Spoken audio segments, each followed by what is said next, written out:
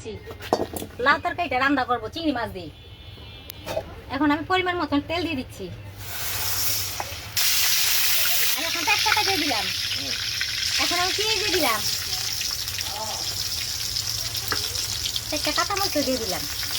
এখন আমি নেড়ে চেড়ে দিচ্ছি। এখন আমি চিংড়ি মাছটা দিয়ে দিলাম, পুরো চিংড়ি মাছ দিয়ে লাউ দিয়ে রান্না হবে।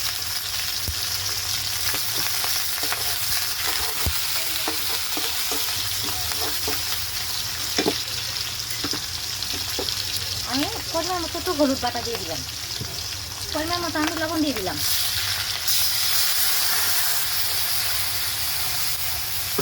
পরিমাণ মতন আমি একটু ধনিয়া পাতা দিয়ে দিলাম।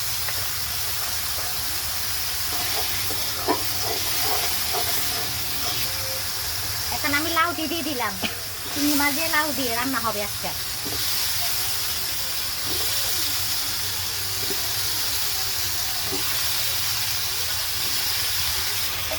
এখন আমি নেড়ে চেড়ে দিচ্ছি।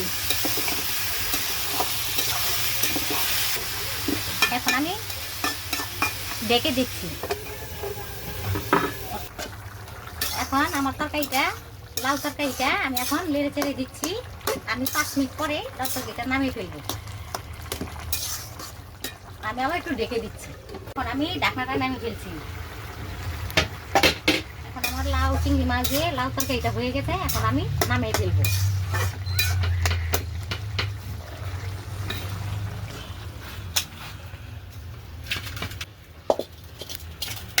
এখন আমি চিংড়ি মাছের তরকারিটা নামিয়ে ফেলছি।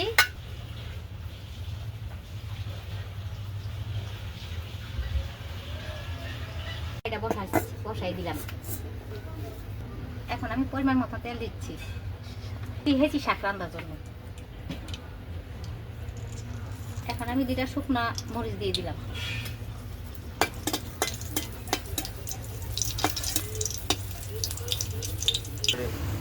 এখন আমি কড়াইতে পেঁয়াজ দিয়ে দিলাম।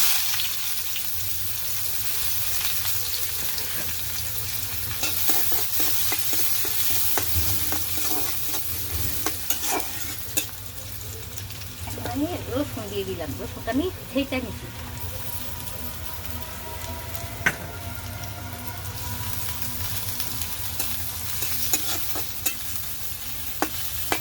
এখন আমি হেঁচি শাকটি দিয়ে দিলাম। কাঁচামরিচ দিয়ে দিলাম, পরিমাণ মতো লবণ দিয়ে দিলাম। আমি ডাকি দিলাম। এখন আমি ঢাকনাটা নেমে ফেলছি। এখন আমি একটু নাড়াচাড়া দিয়ে দিচ্ছি। শাকটা একটু ভেঙে দিলে শাকটা খেতে ভালো লাগবে। এখন আমি ঢাকনাটা নেমে ফেলছি। এখন আমি নেড়ে চেড়ে শাকটা নামিয়ে ফেলবো। এখন আমাদের রান্নাটা যদি শাকটা যদি ভালো লাগে আপনারা লাইক শেয়ার কমেন্ট করবেন, বেশি বেশি করে মেসেজ করবেন। আজকের লিগে আমার রান্না শেষ। ধন্যবাদ।